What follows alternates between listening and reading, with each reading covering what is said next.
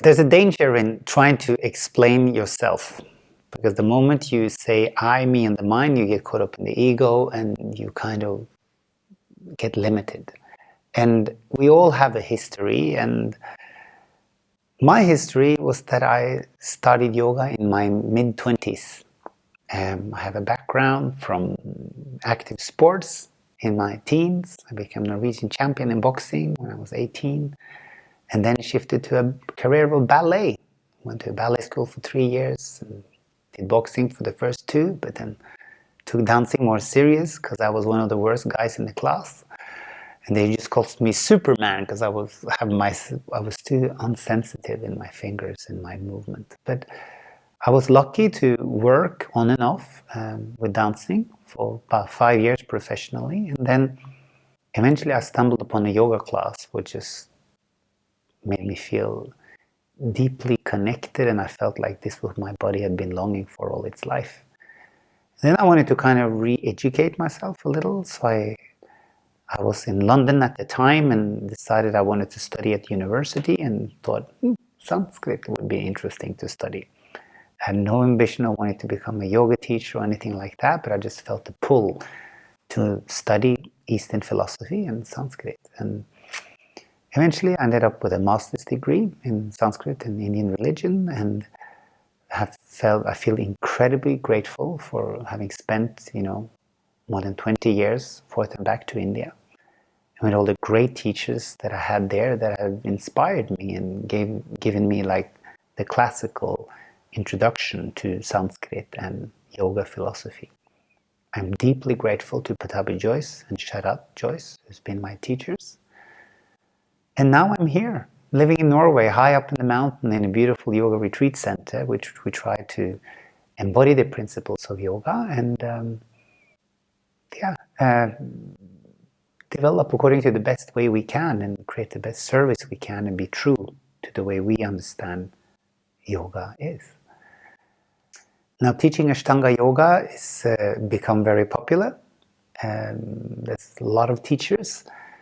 And I believe, first and foremost, if you want to be a teacher of yoga, and particularly Ashtanga yoga, you need to have an own strong practice. Because it's according to our practice we will learn, and which is our own laboratory of going deeper and finding out what the effect of these postures have on us and what happens to our mind in the process. And there's lots to learn from being mindful about how you practice. If you don't have a practice, don't teach, because it's like a musician. If you don't know your instrument well, how can you teach people about harmony? How can you teach people how to play well? You need to know it yourself. So that's kind of first principle.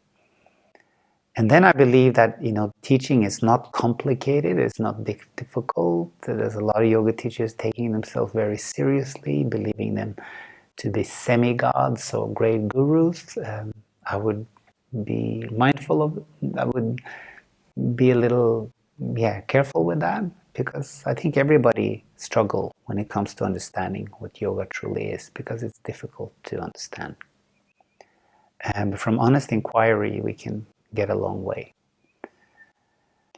But most importantly, be positive and do your practice. It's better to do a little bit of something than a whole lot of nothing. So just keep a good daily routine. And most importantly, be mindful how yoga affects your life. If you get a more positive state of mind, if you become more appreciative for different state of awareness, for different types of culture, for different types of, being and arts, etc., the mind has limited potential. Yoga is found in all walks of life. Don't think you're a yogi just because you practice physical postures, because you're not. It's the real yogis are the ones who are steady in their concentration, they are serving other people, and they have a deep sense of empathy and compassion for the suffering of humanity and the world.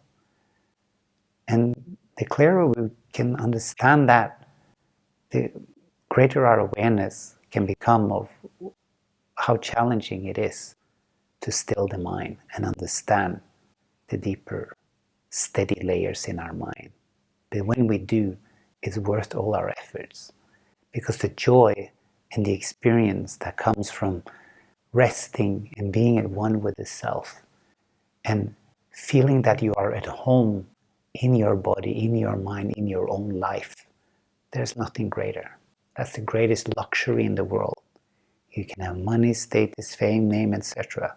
But if you don't know yourself, then what is this life about?